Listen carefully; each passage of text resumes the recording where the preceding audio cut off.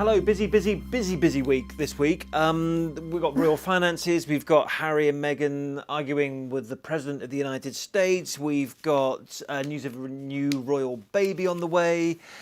You know, a good spread, really, isn't it? Good spread, and the royal finances. A bit of climate change. The day that we always have to put on our maths hats and try and work out what they've been spending. You've got to do the math, which is what we had to do. Why don't, as we've got so much to get through, let's go straight to the Robinsons Royal Rundown, and then we can go through some of the math that we've been doing with the various households about how they've been spending our/your/UK money.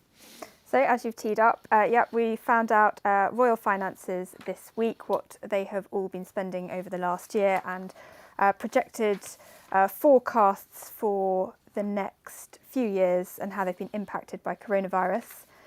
Harry and Meghan took part in a video this week that was about encouraging Americans to vote in the upcoming election, and that video ended up being incredibly controversial for a number of reasons that we can talk about. Prince Charles has been warning this week about climate change, and he says that it will dwarf the impact of coronavirus. He made a speech this week to mark Climate Week. The Duchess of Cambridge had a visit to Battersea Park in London, and she was there learning about parent-to-parent support groups and how they've been impacted by coronavirus. Some lovely news today. Princess Eugenie and her husband Jack Brooksbank have announced that they are expecting a baby in early 2021. And finally, the Duchess of Sussex's court case with the Mail on Sunday, which is about the letter that she wrote to her father. There was a hearing for that early in the week. Right, okay, a long hearing. I was in it. It went on all day long, and we can tell you all about it. So, lots of things to get through. I've got some specs to help me through some eye issues I've currently got going, but I need the specs so I can read all these sort of details about kind of royal reports and travelling and all the rest of it. Lots to discuss. The thing with this, the sovereign grant this time, was that there wasn't one story. Last year, you remember, it was the 2.4 million because it was item one of the capital spending was on Frogmore Cottage. Kind of got a bit of that to talk about. We've got to talk about the Queen's hit to her finance by coronavirus. We've got why did Prince Andrew not get a scheduled plane to another part of the UK? Why did Princess Anne not get a scheduled plane to Rome? I mean, there's a lot to talk about. And topping the royal travel bill for last year was Harry and Meghan's tour to Africa, which was actually happening at this time last year, which we have been reminiscing a lot about the fact that last year we were off on a great autumn tour, and a fantastic tour. This year we're not. And actually, I don't quite see why that is so controversial, because it cost Harry and Meghan's tour, which lasted sort of 5 or 6 days. Eight days. It started on a Monday, went on to the following Wednesday or Thursday. Yeah, so we're talking 9-10 days. It cost £245,643. Not million, as I accidentally said in our lunchtime bulletin, so I think I will take this opportunity to correct it here, as we did on TV. It's not 245 million, as I incorrectly said. It's £245,000, and we corrected that on air. But actually, as I say, this day last year, Meghan was taking Archie to see Desmond Tutu. Yeah, Harry and Meghan. The only time we saw baby Archie on the trip was on this day last year when they went to see Desmond Tutu. And then, on Wednesday when we were in the office, we were talking about how we were in Nyanga when Meghan was doing that dancing, and she gave that quite powerful speech saying that, really as your sister, as a woman of colour, and all the rest of it, how things have changed over a year. We're slightly digressing from the Sovereign Grant report. We will obviously go through it. Should we talk about... So I think we can park Harry and Meghan's thing. Actually, while we're on Harry and Meghan and the Sovereign Grant report, shall we just say it's been cleared up by the palace. They paid the £2.4 million, as we've discussed on this podcast before, and they've paid rent for a number of years going forward. Yeah, they've paid what seems to be a lump sum of money, and that lump sum covers the £2.4 million, that controversial figure for the refurbishment work to Frogmore that needed doing, but it also covers the rent that they've also agreed to pay in keeping Frogmore as their official UK residence, and that rent covers an unspecified amount of time, so we don't know how long they've paid up front for, but this all comes off the back of this huge Netflix deal that they have done. Yes, they've obviously got the money to do it, but actually, to quote the royal source, who said Frogmore will be Harry and Meghan's UK private residence, quotes, for the foreseeable future. Yeah. So let's deal with Harry, Meghan, and this sovereign grant report. Let's talk about how coronavirus has affected it, because the Queen is taking a hit from coronavirus in a number of ways. We just need to sort of run through with you what ways it has been hit. First of all, let's talk about going forwards, because the sovereign grant is calculated as a sort of chunk, 25% of the profits of the Crown estate.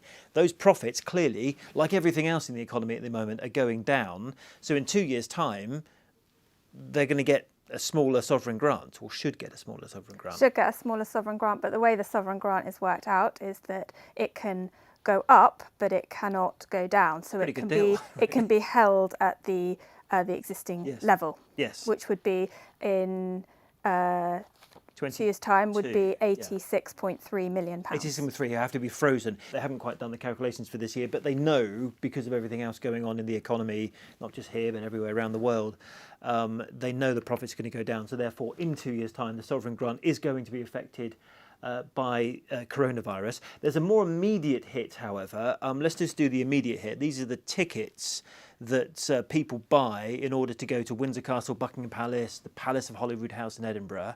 So people aren't going. In addition to the money that they get from the sovereign grant, they have supplementary income from the Royal Collection Trust. And the Royal Collection Trust has been badly hit by the coronavirus pandemic because they've had to close lots of their sites to visitors, and they've taken a huge hit.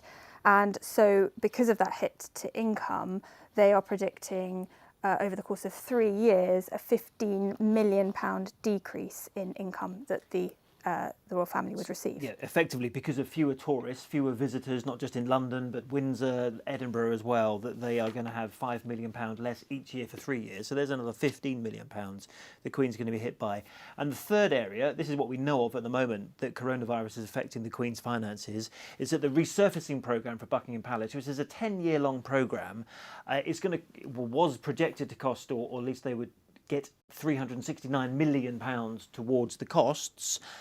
They now think, because of coronavirus, they're only going to get £349 million. So they said at least a £20 million hit, and they've got to find it through savings, budgeting, whatever else.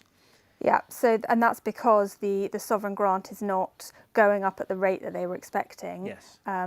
They will come in £20 million short. But they are it's a 10-year programme. They're 3 years in, so they do have 7 years left. They kind of say to try and find some savings. And one of the interesting things they said to us, whilst there was a pause in the work for about 6 weeks, they said, didn't they? But they've actually, because people are working from home and therefore Buckingham Palace's offices are less busy, they've actually been able to sort of speed up work in other areas. Yeah, and because the palace is effectively, they can open up more areas that they can get into to work, so they have been able to do that at least. Right. But they have said that they will, recoup this, will find this 20 million through efficiencies and efforts. So they will try and find the money.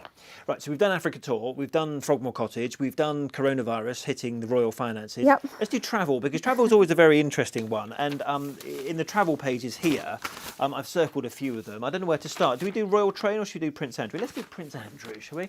Prince Andrew. We all know that Prince Andrew is no longer a working member of the royal family because of what happened, the ongoing situation with him and his former friendship with Jeffrey Epstein. However, in the travel documents here, the pages are numerous, but I've circled one that said the Duke of York. Then it says method of travel charter. Date was the 18th of July. Basically, he chartered a plane to fly to Northern Ireland. Yeah, and that was to attend the Royal Portrush Golf Club's Open Championship. And the amount that cost, that private jet, was £15,848, which is a eye-watering amount of money for a flight to a return flight, really. To Northern If Ireland. I spent £15,000 on a return flight, I'd expect quite a lot of money for it. However, we asked the palace about this, as you would expect. We said, Their explanation for why members of the royal family get chartered planes is because of the type of job. Do they have any notice? What's their timetable? Are there any alternatives? And we asked that question. Well, what was so busy in Prince Andrew's schedule at the time that he couldn't just get a flight from London to Belfast? What timetable constraints did he have at that point for an event that he must have known was coming up? It wasn't sprung on him on the day before. He must have known this was in his diary for months. Yeah, the source said that they concluded that the use of charter was the only way to get him to complete his engagements to fit in with his other programmes. Right. Well, whatever his other programmes were, it's ended up costing the sovereign grant £15,800 for a flight. And really on a similar vein, and you can kind of explain the diary issues more clearly with the Princess Anne, with the Princess Royal, but she also chartered a plane to go to Rome. This is a flight from London to Rome, a charter plane. Here we are, I've circled it again, the Princess Royal. This was on the 22nd of February to attend a rugby match there as patron, because she's patron of the Scottish Rugby Union. Again, I don't think any of us really got an explanation. I know she has a busy diary, but why she couldn't have just hopped on a plane from London to Rome. There's lots of them. Yeah, £16,440 for that one. So that charter. Again, eye-watering. But yes, they do take into consideration, as you say, their programmes, efficiency, security, all sorts of measures. But for destinations like Rome and Northern Ireland, the question was raised that there are a lot of commercial flights going every day at a fraction of the price of these. Yes, and what we know from the documentary that Princess Anne did for ITV for her 70th birthday, just last month or the month before, she is a very busy person. Yeah, her diary is often Royal the busiest of all the royal families, but surely you could shove something up or down the diary in order to save £16,000, one would have thought. But the other interesting thing on this travel thing was, I'll come on to the royal train in a minute, but Prince Charles had to fly to Muscat at short notice to attend the funeral of the Sultan there. Now, the cost of that was £210,000. Now, I get the fact he needed a charter because it was very short notice. Very short notice, yeah. He was asked to go by the government. He only had a day's notice or whatever. It does seem, people in the newspapers have given Harry and Meghan a hard time for $250,000. Prince Charles spent $210,000 just getting from Aberdeen to Muscat to Marham Airport, which is just outside London. Just going back to Harry and Meghan, I know we sort of said we'd park that, but I think the reason that Harry and Meghan potentially have been given a hard time for that huge figure for their tour is that they quit as working members of the royal family just 3 months later. So, they were working royals at the time, but 3 months later they had left. So I think that's potentially why they've. But they did the work. They did the work, and as we know, we went to all 4 countries with Harry. It was really hard work and not cheap because we paid our own way. There was an ITV news team on it. There was a documentary team for ITV as well. We know how expensive this thing was. I just still struggle to see how Prince Charles's return trip to Muscat can cost £210,000. Yeah, so, a lot of money. There we go. The final thing we're going to do on these finances is on the royal train. The royal train, it comes up every year, the royal train, which is kept for the use of the royal family. The Queen's 94, and they have often said to us before, is actually very useful for the Queen to be able to get on the train, sleep on the train, get off the train, have a full day of engagements, etc. But it's not cheap, is it? It's not cheap. And in the period of 2019 to 2020 that the sovereign grant looks at, only 3 trips were taken on the train, and the total cost of those was more than £63,000. So roughly like £20,000 a trip. Yeah. Again, we're talking a lot of money to get a train from, I think Prince Charles went to Newport in South Wales, he went to the Lake District, and the Queen went to Scotland on it. London to Edinburgh for Royal Week, yeah. I've got the train from London to Edinburgh. Never have I spent £20,000 on the train ticket. The sleeper train. Well, even then, I looked at getting the sleeper train to Scotland in the summer. I didn't in the end, but it was £500 or something to go there. I'm not sure we could put the Queen on the sleeper train to it wasn't Scotland. 20,000. Anyway, so there was our day of looking at royal finances. Also there is a video that Clarence House has put up of Charles and Camilla's annual year. They did 580 engagements in 90 towns. We know how busy Prince Charles is, so they made a little video of the whole thing, which is on YouTube. Have a little listen. The 2020 Clarence House Annual Review covers an extraordinary period, quite unlike any other we have seen before.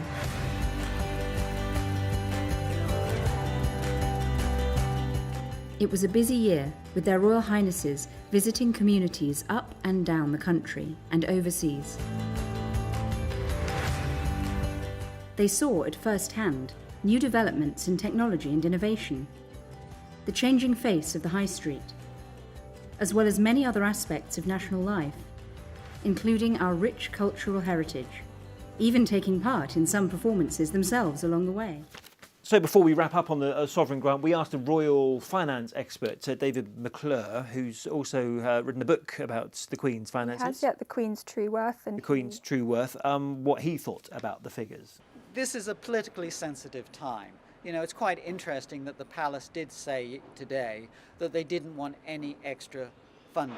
And I'm sure they're very well aware that if they went to the government with their begging bowl and said, give us some more money, there would be a public outroar. But that means they've got to find the savings, either through making staff redundant or just cutting costs. Well, yes, there's only two ways to deal with this problem. Cut costs or raise revenue. If they raise revenue, that will mean more taxpayers' money going to the palace, and that will provoke a public outcry.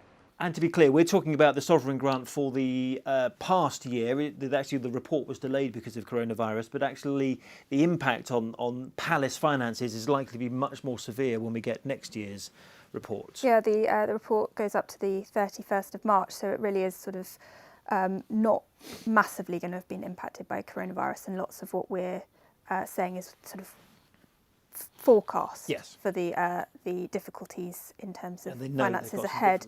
Yeah, they do, and they did. You know, we spoke a lot about how all members of the royal family over the recent months have adapted so quickly to a different way of working to stay visible, even though they're not able to be out and about as much as they usually are. And actually, whilst we're here, because actually I've noticed some criticism on my Twitter that we haven't noted the cost of the Pakistan trip for William and Kate, and I just need that was £117,116. Again, because they also used the RAF Voyager that we went on with them for a slightly bumpy ride for one of those. Yes, trips, if you remember, we were in one of these podcasts we were talking about how we nearly crashed. Terrifying. £117,000 for the official Foreign Office trip to Pakistan on the 14th to 18th of October last year. Right, royal finance is done. Let's do. That's it for another year. Well, let's see. Donald Trump. Shall we start? Let's do the story backwards. Let's listen to what Donald Trump said when he was asked. I should couch this by saying when he was asked erroneously by a reporter about Meghan and Harry urging people to vote for Joe Biden, which they didn't. But have a listen to this whole clip. I'm not a fan of hers, and I would say this, and she probably has heard that. But I wish a lot of luck to Harry, because he's going to need it. Wow, I mean, I don't know quite what to make of that. Let's start from the beginning. So this reporter apparently was from works for the Daily Mail in the US. I don't know for sure, but this is what I've been told by Team Sussex, that she asked Mr. Trump whether Harry and Meghan had urged people to vote for Joe Biden. In actual fact, what they did in a video, which we'll play you in a minute, was just encourage people to vote because it was National Registration Day in America. It was, and this is not the first time we've heard Meghan encouraging Americans to get out and use their vote, but this time she was joined by the Duke of Sussex, and in that speech, that video, Meghan was talking about how, you know, every year we say every vote, 4 years, every 4 year we're told, you know, this election's the most important, get out there and vote, but this one really is the most important. And then Harry talks about how vital it is that we reject hate speech, misinformation and online negativity. So they don't say explicitly what they're talking about, but I think you can read between the lines about potentially what they could be saying. Every 4 years, we are told the same thing, that this is the most important election of our lifetime. But this one is. When we vote, our values are put into action and our voices are heard. Your voice is a reminder that you matter, because you do, and you deserve to be heard. This election, I'm not going to be able to vote here in the US. But many of you may not know that I haven't been able to vote in the UK my entire life. As we approach this November, It's vital that we reject hate speech, misinformation, and online negativity. So there we are. I mean, I suppose that's, again, the difficulty. Had Meghan just spoken about the US election, there would have been none of this controversy. But Buckingham Palace actually had to put out a statement, didn't they, to say that Harry was speaking in his personal capacity because they were so concerned, perhaps, about Harry's words about the election. Yeah, the palace spokesman said that they would not comment, but the Duke is not a working member of the royal family, and any comments he makes are made in a personal capacity. So putting some distance there between them and him. And the distance is already there because they've left the royal family, They have. but nevertheless, he's still the Queen's grandson. And sixth in line to Yeah. the throne, Yes. despite stepping down. And actually, we still deal with Team Sussex's offices, and they speak to us all the time. And I think their analysis of this was just Prince Harry saying this is likely to be a very fractious debate in the run-up to the election from everything we've seen between the two sides in the US. And Harry was just basically telling people to try and be a bit less negative or not take so much notice of the negativity online. No, he was not urging people to vote for either Joe Biden or Donald Trump. No, but I think, as you said in your piece the other night, I think if you look at both the candidates, there is one more than another that perhaps... Which one is more negative? Which one is more negative online? That you could read into it that he was talking about Donald Trump, and the Queen is politically neutral, members of the family. She's got 68 years practice of being politically neutral. And members of her family do not vote, become involved in politics or elections. And while we know about Meghan's views on politics, she'd made those views clear before she married into the family. For Harry to join her, that seems to be what's caused quite so much controversy. Funny you should say that. Funny I We've should got, say that. Meghan's views. Almost like I set that up. These are the views that Meghan gave in 2016. Let's be clear, before she married Prince Harry, before she became a member of the royal family. These are the views she gave in 2016 to a late-night chat show in the US on a channel called Comedy Central. And this is what she said about Donald Trump. With as misogynistic as Trump is and so vocal about it, that's a huge chunk of it. You're not just voting for a woman if it's Hillary just because she's a woman, but certainly because Trump has made it easy to see that you don't really want that kind of world that he's painting. So not uncontroversial, and nor is the court case that Meghan is taking against the Mail on Sunday. We've been through this many times.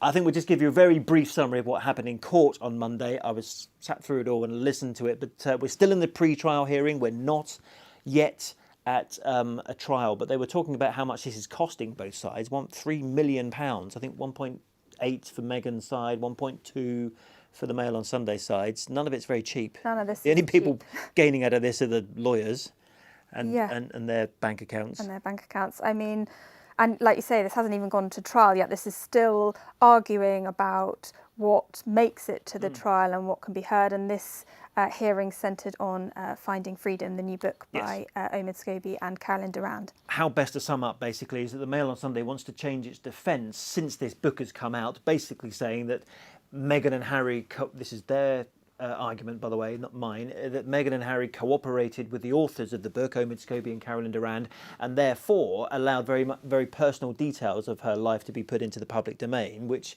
they think has a bearing on their defence for publishing Meghan's letter to her father. Is that an accurate summary? I think so, but Meghan's legal team, one of the witness statements and a lot of the argument is putting a lot of distance between Meghan and this book and the involvement. Yes, they didn't get involved, they didn't give an interview, they didn't authorise it and all this. That was repeated again and again, and in this witness statement there were, counted up at one point how many times they talk about the creative licence of the book, the inaccuracies, the information that was taken that was already in the public domain. They're really trying to put some water between them and the book in terms of the questions over how much Meghan was involved. And highlighting as well, actually, that the book claimed that Meghan had gone to a place in, was it Botswana, and yet she'd never actually been there.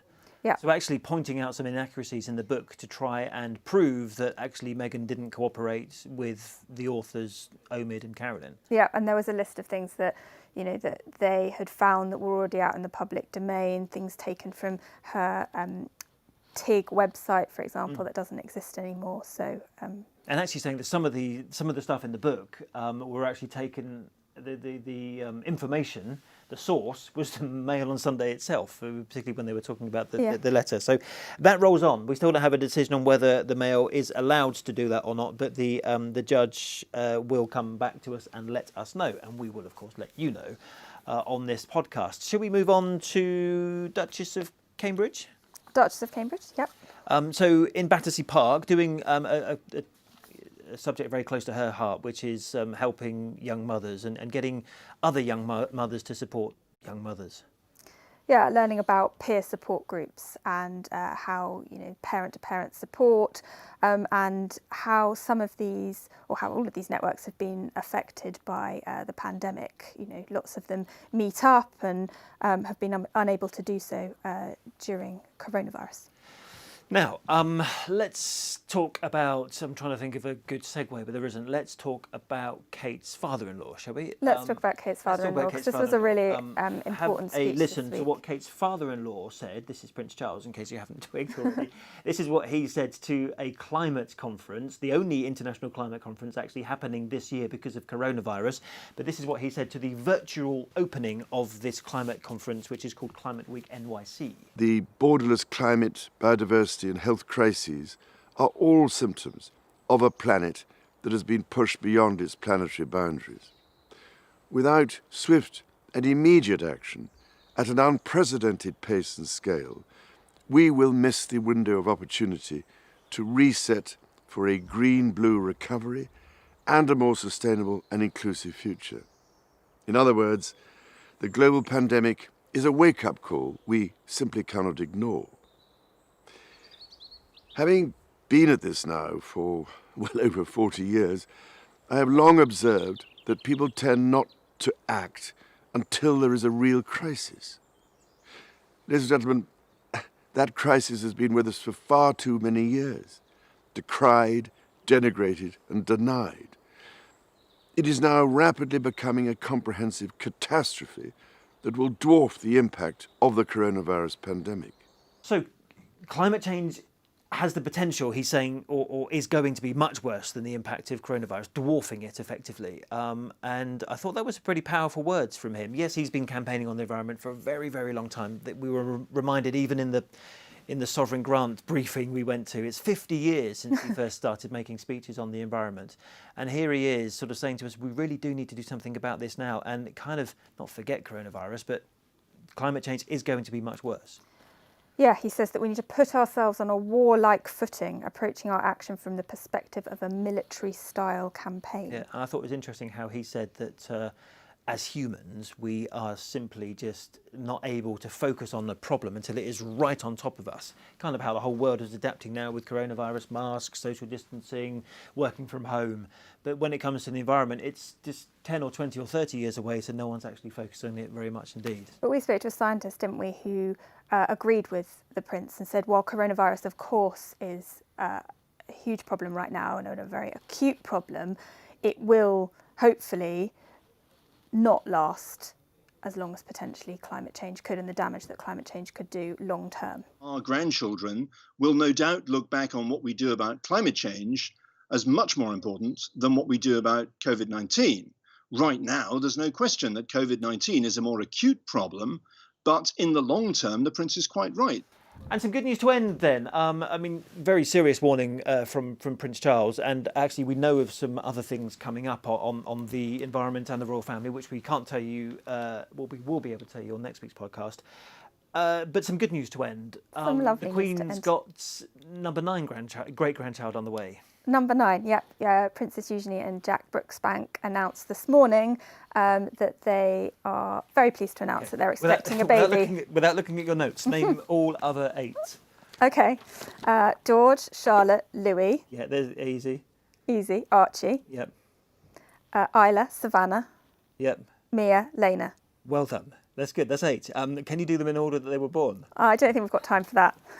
Or whether anyone's interested. Or whether anyone's interested. But anyway, this is the Instagram post. If you're watching on YouTube, you can see it. If not, go onto our Instagram page at ITV News Royals and you'll see it on there. This is the Instagram post that Princess Eugenie put up to say that she was expecting a child.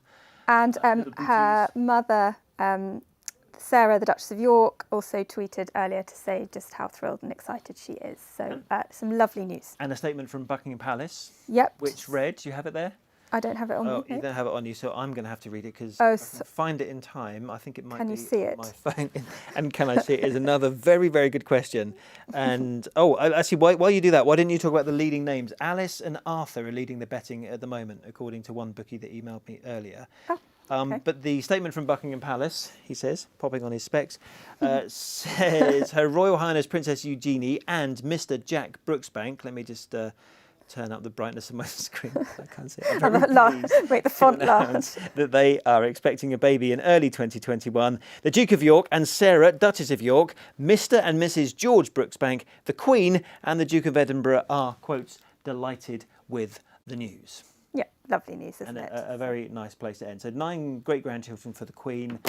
Next week we will put on the order in which they were born, unless actually you want to do the work for us and just put it on our Twitter and hashtag us Royal Rota ITV. There's lots going on next week. We will tell you about it then. Yep. This has been a busy enough week, as you can see from the math stack of that we've had to papers. do. Yeah, the And math. it's normally much thicker than that because we normally walk out of the palaces with a hard copy of everything, but it was all done online this week. Life is changing. I mean, actually you had people in the palace doing this Microsoft Teams briefing with us all at home. Some of the palace staff were in their homes. It's all changed. I mean, who'd have known?